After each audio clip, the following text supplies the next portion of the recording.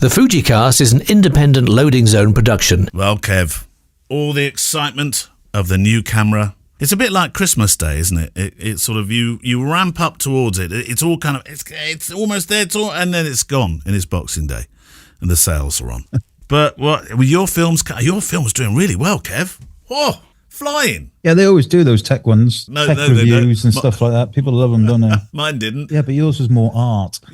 Mine was more about the buttons and the specs, and yours was more art. Mine was more about the monkey, I think, at the start and the end. Yeah, that was very funny. The green vervet. I've always wanted to be Johnny. Do you remember Johnny Morris? I remember Johnny Morris, yeah. Ah, dear old Johnny Morris. Do you remember his programmes?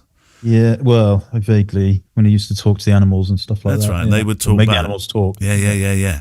I don't know whether we've, I forget which podcasts or which conversations I've had where I relay this story, but Johnny Morris, for our esteemed American, Australian and European listeners, do you know we have some in Russia? I was checking the other day on the maps, Kev. There's a I don't know, couple dozen that actually listen to us in Russia, Kev. Very good. Yeah. Anyway, so for all those that have never heard of Johnny Morris before, how do I describe him? He was this, you know how your granddad never used to age? He always looked the same, you know, for your entire life. From the age of when you can remember him at about 3 or 4 through to when you're in your teenagers age years, or even later if you're lucky enough. Johnny Morris was a bit like that, wasn't he? He never really changed. He was the same all the way through, and he had this program about animals, and he decided he wanted to make the animals speak, didn't he? So, and the kids would love it because he'd go to, I don't know, Chessington Zoo or something, and the monkeys would be talking back to him and asking him for a cup of tea and stuff, wouldn't they? Yeah. And it was really sort of gentle humour in many respects. And I was lucky enough a few years before he passed to go for dinner with Johnny Morris, like my childhood hero from those television programmes. And I sat at the table and it came to ordering, and I was sat next to Johnny, and I was a bit starstruck, to be honest, Kev. And I leant across to Johnny as it came to ordering. I said, I don't suppose you would mind just doing the penguins for me, would you? And he ordered the entire meal for everybody in different animal voices. It was one of the most joyous things ever. Hearing him order, I don't know, chocolate bomb in a penguin's voice. Just amazing. Chocolate what? Chocolate bomb. Have you never had a chocolate bomb? Have you never had one? I think you go to posher places than me. I don't even know what that is. Isn't that something you put in a bath? No. I've had one you put in a bath and everything goes fizzy. No. This is you get molten chocolate inside chocolate sponge, and if it's cooked to perfection, when you put your spoon in, the chocolate oozes out. I don't know. Do they do them at the Harvester? No, they don't. The FujiCast. Well, welcome along to the Harvester edition of the FujiCast. You don't eat the Harvester, Kev, do you? I used to work at the Harvester. Oh, you did? You were a chef, weren't you? Yeah. Steaks well done for 2. So welcome to the FujiCast. You and your questions. Click at fujicast.co.uk if you're writing in by email. And if you're writing using our Facebook page, how do you do it, Kev?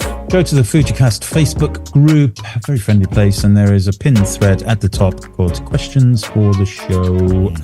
Post it in there, basically. We'll be reading questions from there.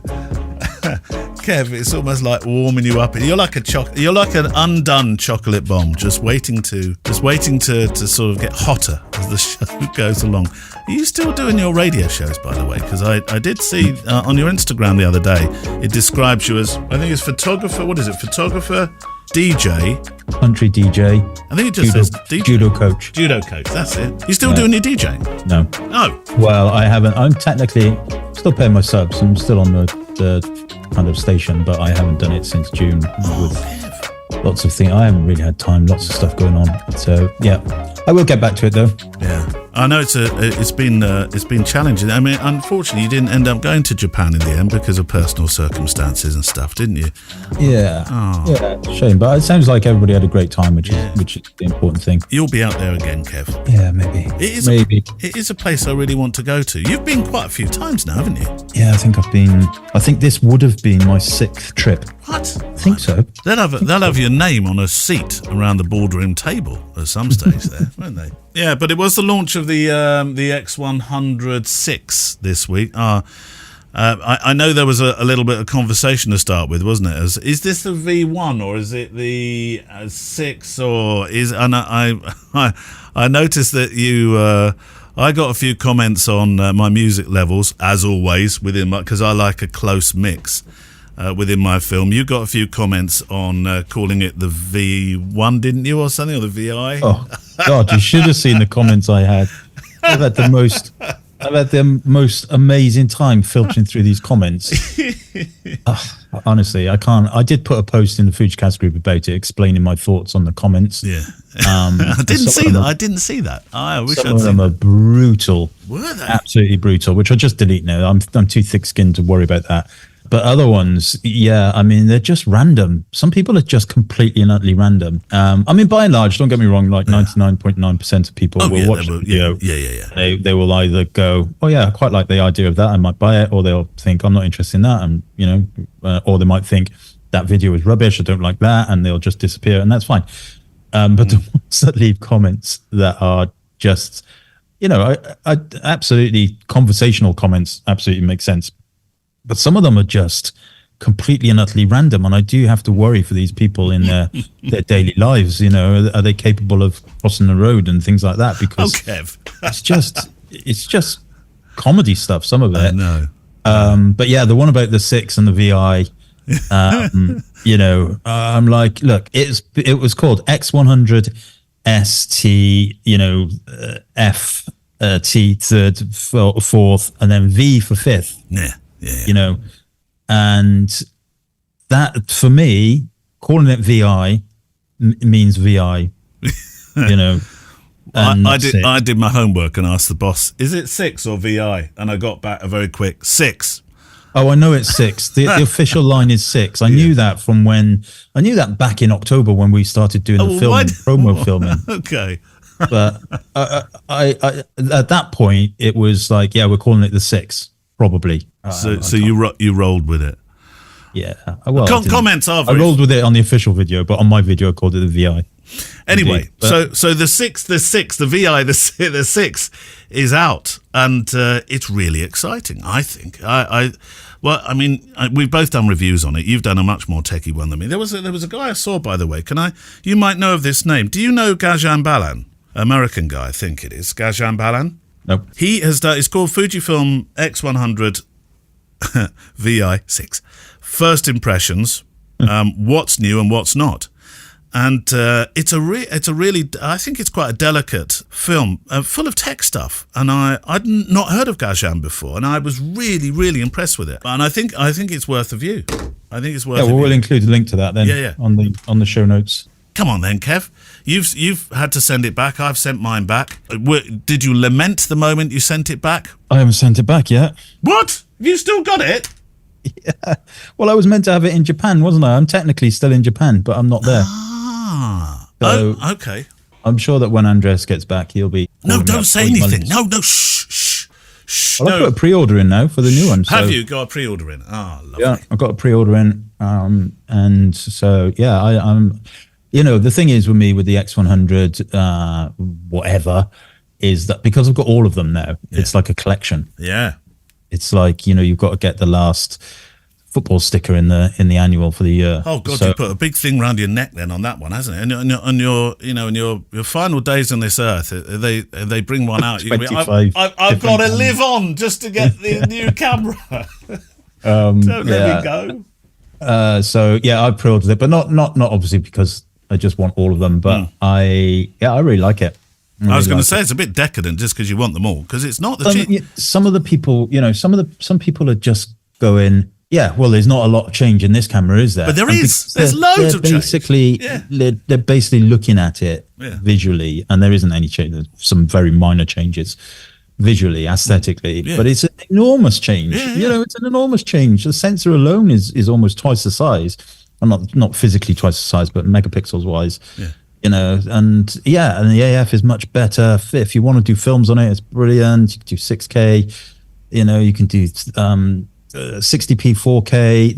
It's just a monstrous upgrade, if you ask me, compared to the X100V. The other thing is, hang on, I'm on a comma. The other thing is, Kev's on a comma, everyone. Sorry, I thought it was a full stop.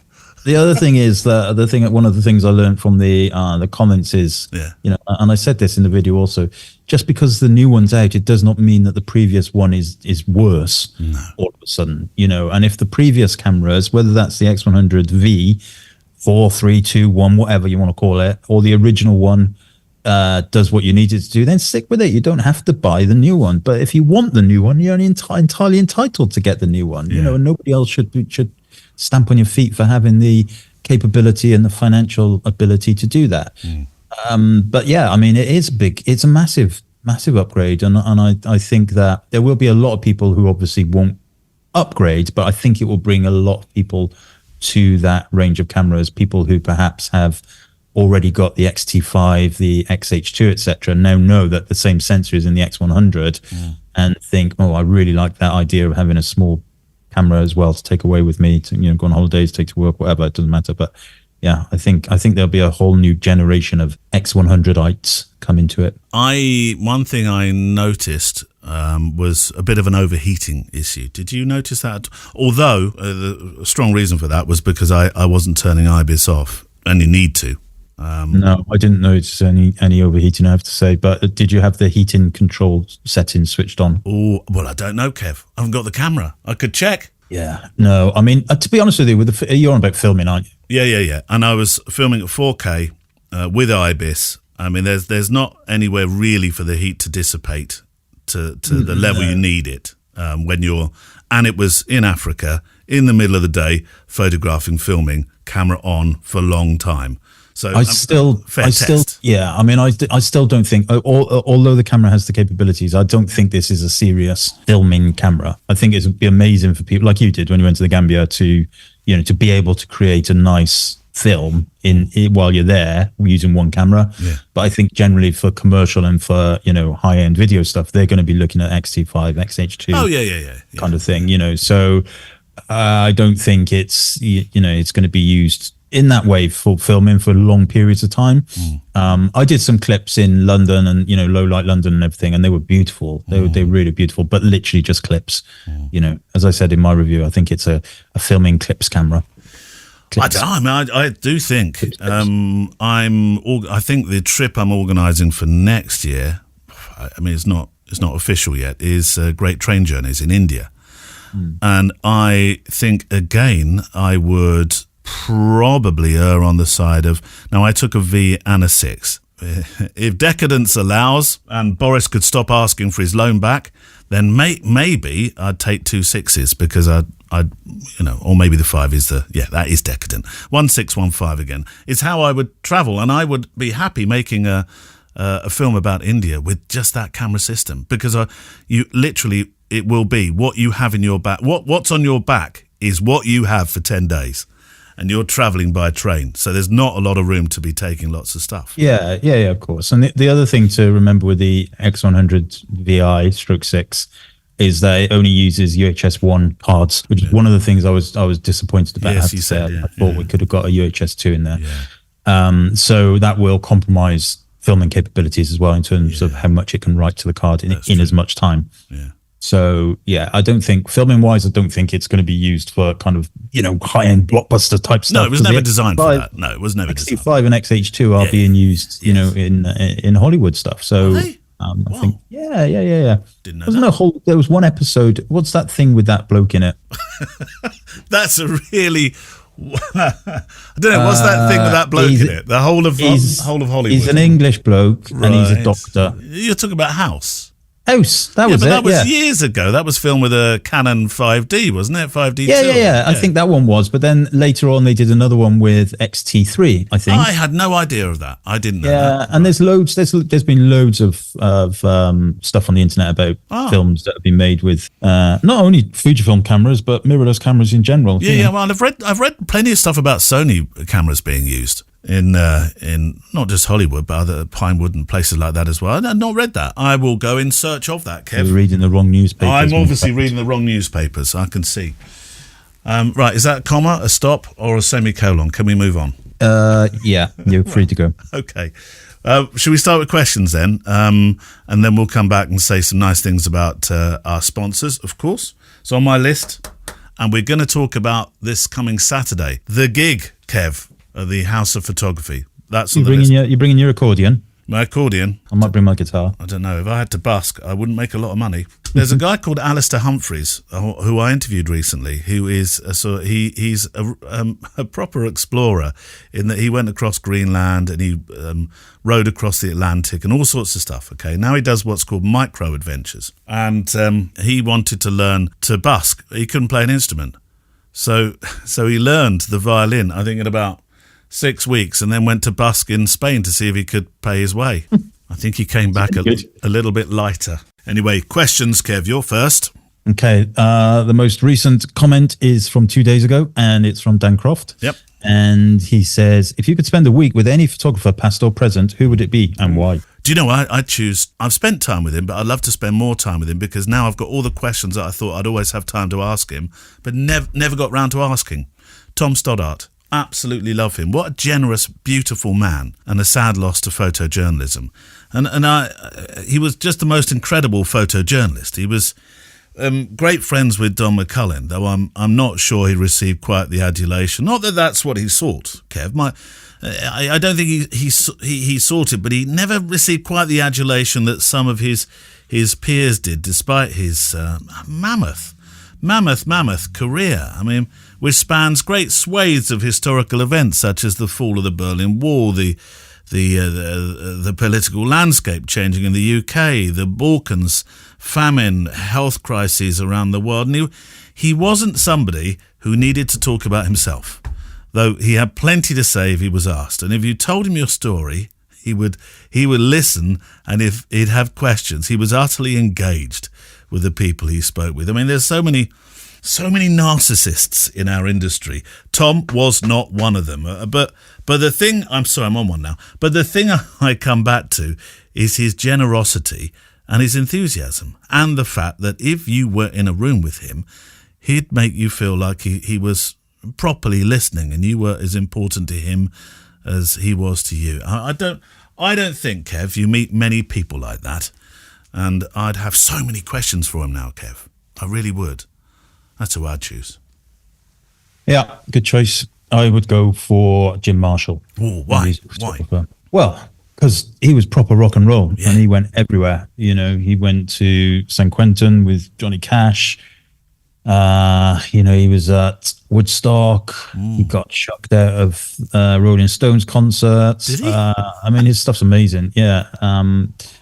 That's who I would pick, just purely on like lifestyle thing. And I would, one of my favorite books is his book called Show Me the Picture, which is just incredible. And because it's about the picture, but also there's a lot of stories around those pictures. But yeah, he's a real wild boy, but a proper talented photographer. What's the book called? Show me the picture. Show me the picture. Jim Marshall. Jim Marshall. I'm just going. We reviewed it on the podcast. So that's why. Yeah. That's why it's ringing a bell. I mean, the access that he had. There's a picture here immediately where he's behind. I think that is the Stones actually. At some, it looks like a huge American stadium.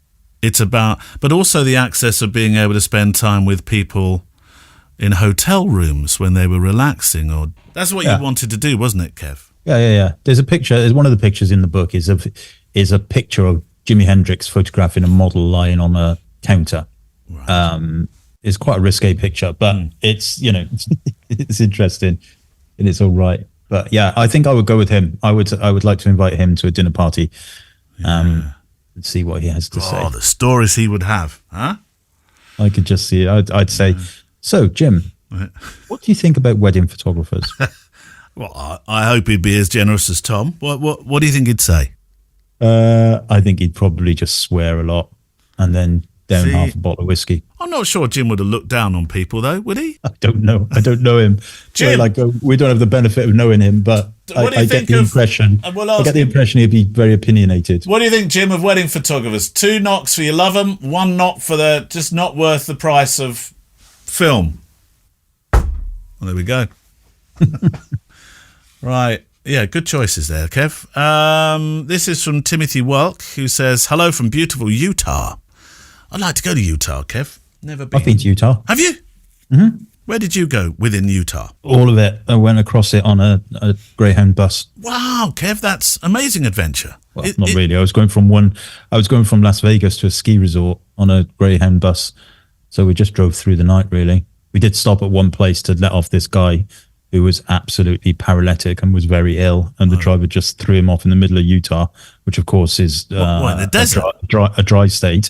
What? And just dropped him off at a service station. Oh, right. At least he dropped him off at somewhere where he could... No. He dropped him off a service station. Get off! Not in the middle of the desert with a snake with rattles all around him. It sounds very romantic, though, Kev, going across in a Greyhound bus. I do know a few people who have done the Greyhound bus thing and said it's not as romantic as you think. Actually. No, it's not. It's like going third class on a British Royal train. Is it? We don't have a third class, Kev. Does it get worse than standard? Yeah, it's worse. It's like the old days.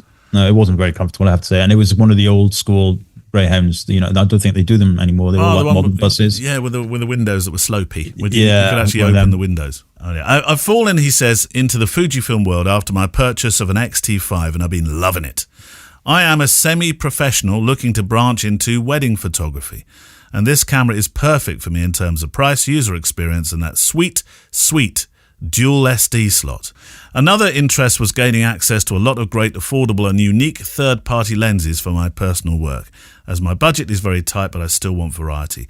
I've been using the Viltrox 27mm. I think you've talked about this one, Kev, 1.2, for my paid work, for its sharpness and autofocus. So at this point, none of my lenses are made by Fujifilm. Is it silly to have a Fujifilm body and only third-party lenses? Well, he's got some more questions and more points. So answer that one first. I don't think it is, Kev. I use totally Fujifilm lenses myself.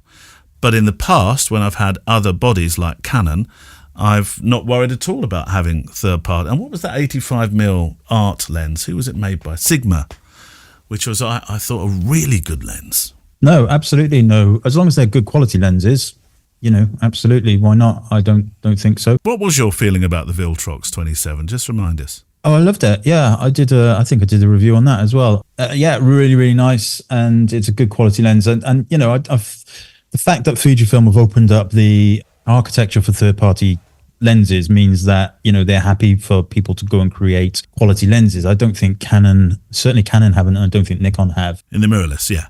Which I think is a shame, really, because it does give people the opportunity. I've got another couple of Viltrox lenses being sent to me, actually. I'm just looking at the email now, which is the... What have you got coming? 75 1.2. 75? Did you say 75 1.2? 75 1.2 and 33 1.4. So I'm expecting those anytime soon. And I'll give my thoughts on those as well, obviously. But yeah, why not? I mean, as long as you're happy with them and they give you the results, great. I don't think there's much point in having something like an X-T5, professional body like that, and spending all that money on an X-T5, whether it's his money or whether it's company money, doesn't matter. And then put in cheap, nasty kind of $200 kind of plastic lenses that you can get from some vendors on there. But the Viltrox ones, I've been nothing but impressed with, I have to say. He says, I'm planning on financing better lenses to replace my hobby lenses. We're using money from gigs and whatnot. Should I wait and save up for a proper Fujifilm lens? It sounds like you've got, the Viltrox 27 is doing good business for you. But yeah. I mean, like I said, if it does the job for you, then there's no need. I mean, my experience with the Viltrox is that they're certainly very sharp and the autofocus is very quick. I don't think they're quite as quick as the linear motor Fujifilm lenses. Yeah. but there's not a lot in it. And, if you really do need that extra teeny weeny bit of acquisition speed, then you might need to look at the Fujifilm lenses. But if you're happy with the focal ranges, I mean, the Viltrox focal ranges, I find, are always a little bit different to the Fujifilm ones. So, it might be that somebody wants 75 is what they want. And Fujifilm, they've got an 80, they've got a 56, they've got a 90, but they don't have a 75. So it might fill the gap that you're looking for. Yeah. Or is there, we've answered the question, but I do like his last sentence. Or last question mark, or is there no shame in having a camera bag and mismatched brands like my sock drawer before laundry day? I quite like that. Appreciate thoughts. Feel free to call me out on overthinking this. I don't think you're overthinking at all. No, it's a valid question. Yeah. Thanks, Tim. Right, before we come back for another Facebooker, this coming Saturday, Kev, it's the House of Photography. That's what we're descending upon for our gig. Okay, keep calling it a gig. It's not called a gig, is it, Kev? What are we doing? We're not playing accordion, as you suggested before. It's an event. It's an event. We've got 4 speakers. There's you, there's me, there's Mr. Whisper, and there's Emily Renier. Fresh back from Japan, both of those two. We can now finally, of course, we've been alluding to this for months and months and months, say that the X100VI 6, whatever the blinking thing's called. Let's just call it 6, Kev, because that's what No, I don't want to call it 6. It's 6, Kev. It's 6. I'm not calling it 6. Now, I know sometimes you're very stuck in your ways with some stuff. And they should have put the number 6 on it. Andreas called it 6. Yes, I know. Andreas works for Fujifilm. I don't. So the X100VI will be there on. How the attitude changes, by the way, when he's not an ex-photographer anymore. Well, even if I was an ex-photographer, I'd still call it the VI. You'd be towing the party line on this one. No, I wouldn't. No, I wouldn't. There was no control in that respect, so no, I wouldn't. Okay.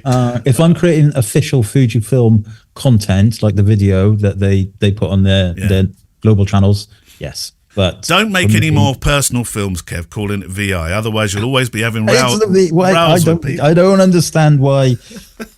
No, I'm a V. It's VI. Anyway, go on. X100V, X100VI. Go on. Anyway, it will be there on Saturday. We can all have a row. We can have a stand-up row about it. I might have been beaten up. Anyway. And you will be able to probably be able to put pre-orders in, but you'll certainly be able to look at it and test it and trial it and all that kind of stuff. Yeah. And I know that Mr. Whisper and Emily, who have been in Japan this week, have also been using the camera, so they will no doubt have something to say about it. Mr. Whisper probably will be showing some of his amazing street photos, I'm guessing, that he took in Japan with that camera during his talk. Andreas will also be doing a talk about the camera, and generally it will be a fun and shenanigans for a few hours, and then we'll go to the pub. There's workshop side to it. Kev's going to be talking about the business of I was going to say wedding photography, but it's much more than that. The business of photography, getting into photography as a business. Kev's going to be talking about that. I'm going to be talking about sound, although I think, Kev, in a reboot at the moment of my business. And so I had 6 hours on an aircraft writing some stuff, in between, by the way, having red wine poured all over my lap by the person in front of me. That's another story. But I wrote something about rebooting, and I thought it was quite important, so I'm going to put that into my talk. Mr. Whisper is going to be talking about his street photography, and Emily is going to be talking about, she's talking about developing a business, isn't she, in portraiture and also wedding photography. But I think she's doing a bit more than that as well, isn't she, Kev? She's talking. I think. I don't think portraiture, but family photography. Family. So. I meant family. Sorry, not portraiture. Family photography. Yeah. I think she's also talking about authenticity, and I think that's a really interesting point at the moment when the world is so loud, isn't it, Kev, in social media, and sometimes I feel the authenticity is missing, and I know she wants to address that. So Emily's going to be doing that. I think a bit of my reboot might do that as well, but that's Emily's territory. Mm-hmm. So there's four workshops, and you get a chance to listen to 4 speakers. Also listen to Andreas talking about the camera, touch and feel the camera, not Andreas. And also there's an opportunity to listen to the show being recorded, because we will be recording an edition at the House of Photography while you are there. So you will take part in the show. So please bring along your questions, because you will be included in the show if you do. And for all of that, Kev, that ticket price is £90. We still got a few seats Not left. many. Can't believe it, but we've got a few seats left. So if you want to go, the best way is go to kevinmullinsphotography.co.uk and you go to what page, Kev? Let's go to the workshops page and you'll see it there, the big orange logo. Yep. And it's very easy to find. It is linked on the FujiCast website also, although we get on average 6 hits a week on that website. So I think most people listen to the show and make their own things from that. But yes, so go to my website, kevinmullinsphotography.co.uk, go to the workshops page and you will see it there if you so wish to come along. And we will go to the Shenanigans bar after and continue the conversation. Gemma's coming, I think. Oh, is she coming at last? Yeah, hopefully. Because she wasn't going to, was she? No, I mean, well, we got to find, I think, we'll leave the kids at the 3 Cups across the road for a couple of days and she'll come into London with us. You can leave them at the pub. Yeah. There's lots of people there to look after them. Oh, I would have stayed had I known that. Because it was just you, I thought, can't bother with that. Kevin, No, an after-show Gemma's party. coming, I think. It's not 100% confirmed yet, but hopefully she'll come. Well, the last time Gemma was at the event, we dragged you, I think, into the Five Guys restaurant for a cheeky late-night burger. Oh, that was awful. No, me and Gemma were really happy. Awful. You hated it because you were going through your fancy eating stage, weren't you? I went to Five Guys a couple of weeks ago with Albie. He wanted the Five Guys. Careful what you say now. Five Guys are a big company. I don't care. It was way overpriced. Was it? It was something like, I can't remember what it came to now, but it was something like 20 quid for 2 burgers, chips, and 1 drink because I refused to pay for a drink. In fairness, though, Albie loved it. He loves that food. Yeah. So as a treat, and they did give us. I mean, the amount of chips it was a waste. Most of them went in the bin. It's generous. It's generous, the chips they give. I do think it's a lot, though. It's a bag full of it, isn't it? Usually they just keep cupping it in, don't they? But it's Albie, so Albie loves the food. He gets his treats. He does.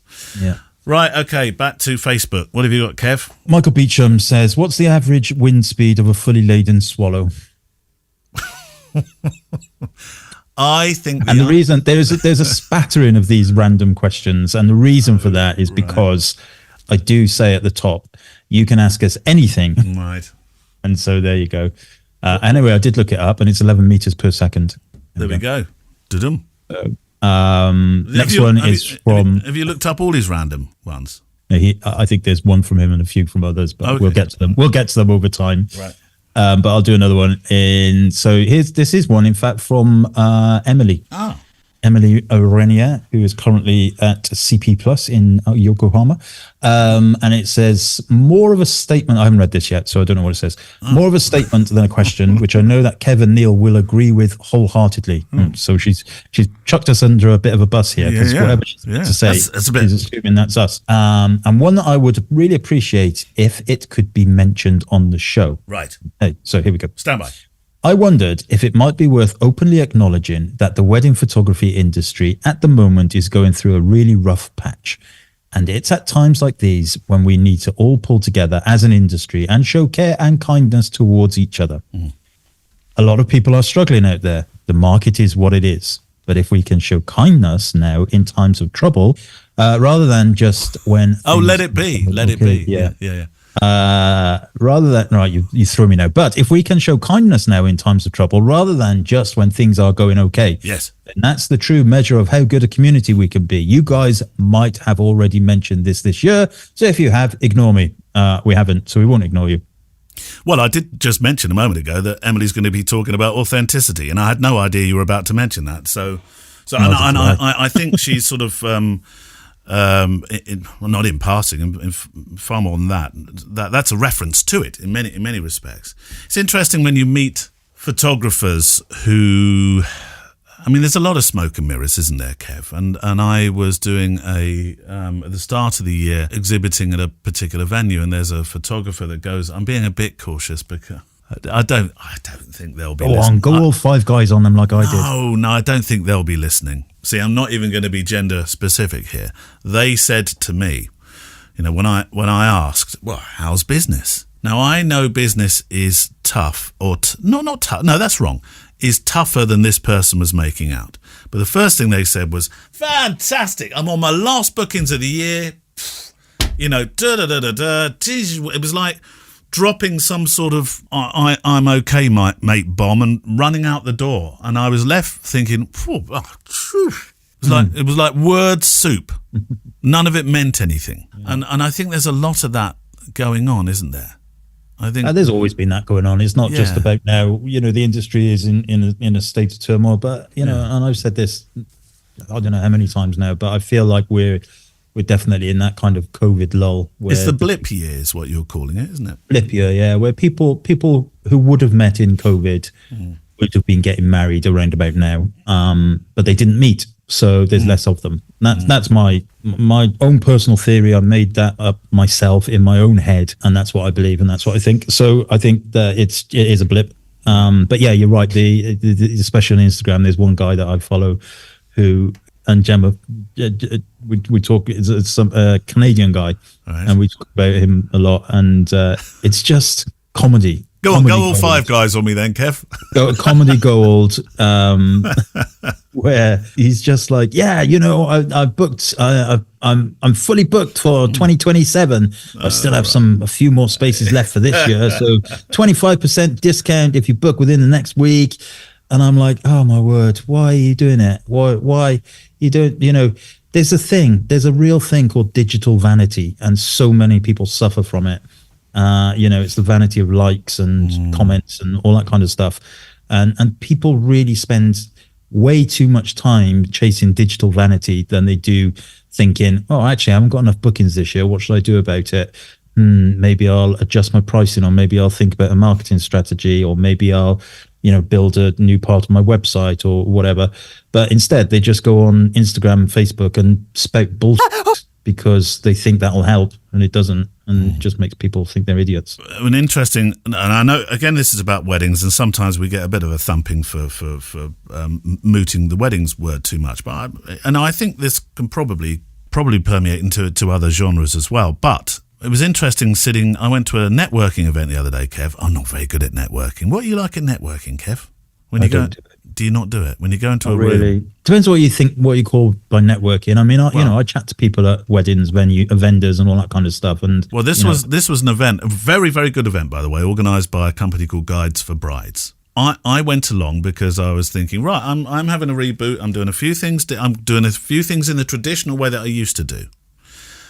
So I thought I will go to this networking event. I drove up, Kev. I almost drove off again because there were so many cars in the car park. I thought, oh my God, I'm going to have to talk to people. And I'm not very confident in a room networking with people I don't know.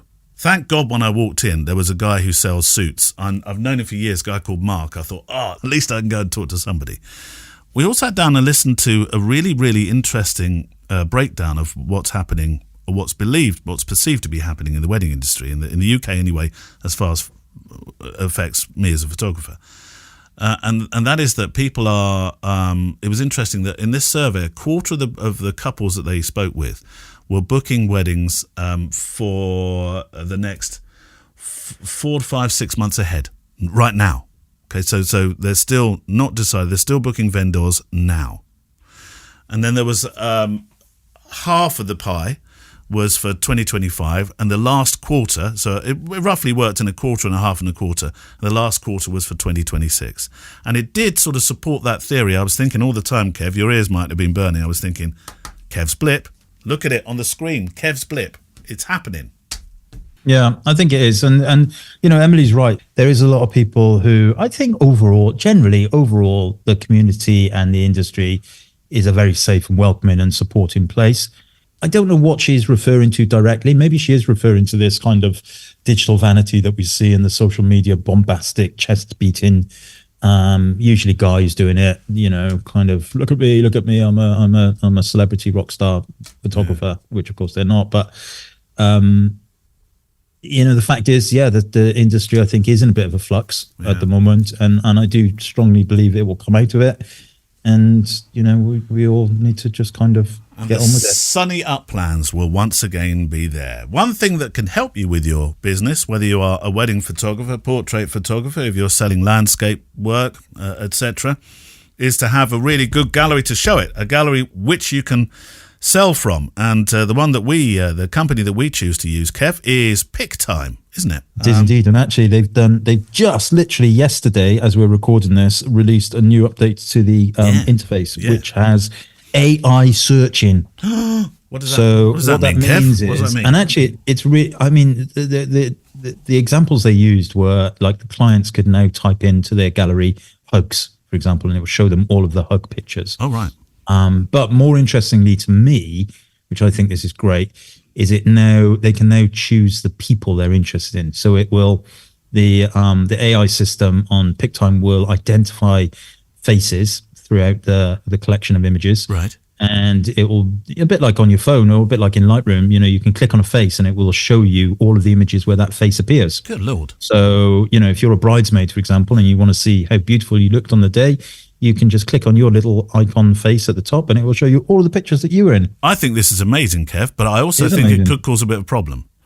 Because if you've got, I don't know, I won't use bridesmaid as an example here. If you've got a groomsman who's thinking, I like myself, I look a bit sharp in this suit. And he looks up his face and he sees that he's only had 5 photographs of him during the whole day. And he looks up a picture of one of the other groomsmen who's featured 17 times. It could form competition. Well, that's in their world then, isn't it? That's for them to figure out. But I think it's wonderful. I do think it's a good idea. I was just throwing in a comedic example. Yeah, I know. But yeah, I think that's, they re-updated the app as well a couple of months ago. So the app is now amazing as well, and clients can use that. It was awful before then, but they've invested time and effort into that. So yeah, PicTime is your friend. You can get a 1 month free with the code FujiCast, possibly all uppercase. We're never quite sure about that. Just do it. Just do it. A month free. Yeah. Somebody try it in lowercase for us and see if it works. And if it does, let us know. We've been saying it for well over a year now. I bet it works just fine the other way, Kev. Yeah. Pick-time.com, and then when you get to join, put FujiCast in, upper or lowercase, and then you get your month free. I like that idea. I think the AI idea is really good. Can you imagine that, searching for granny and stuff like that? Perfect. Yeah, I think it's nice, isn't it? Perfect. Perfect. And interestingly, so a lot of people, I don't do this, but a lot of people use PicTime and they section out parts of the day. So they might have a tab for bridal prep, they might have a tab for ceremony, they might have a tab for reception, that kind of thing. But now they don't need to do that because people can just type into the box at the top ceremony and it will filter out all of the ceremony pictures. Now, we've got one more. Very clever, isn't it? It's very clever. People with long foreheads are very clever, Kev, for inventing stuff like this. I think they are. People with much longer foreheads than what you and I has. Indeed. I'm going to Cape Canaveral in the summer. There's a lot of people with long foreheads there. That's very clever stuff. Yeah. Did you know a man once hit it's in the quiz that I'm doing, the school quiz, and I was looking for just trivia stuff. I didn't realise that I'd always thought there was only one moon flight. I know that's going to be a shock horror thing. There's some people saying, "Well, hello, have you read anything?" But there were when Apollo 14 went to the moon. Alan Shepard, it was Alan Shepard. He actually got out and played a round of golf on the moon. I mean, how clever is that? People with long foreheads put Alan Shepard on the moon so that he could play golf. That is very. I have literally never heard of that. Yeah. Where did the ball end up? There's no gravity, so it would have just kept going. It's probably going still. It's probably still going. It's at Saturn by now. 4. And the alien's thinking, what? Is it coming our way? We're going to get... This is the last question of the show, by the way. We're going to get in trouble for this, Kev. Anne Greaves. Although you did answer her mail, which is good. So I think you foresaw a problem here that we might not do the question in time. Because she wrote on the 31st of January, I've been asked to do a friend's wedding in 2 weeks' time, which is now gone. There are going to be 40 guests and more at night time. I think it will be mostly inside the venue, and I'm not experienced in flash photography, and I don't really like the results. So again, this can be any genre. I know you don't use flash, or I think you don't. I've heard you set your camera to P mode.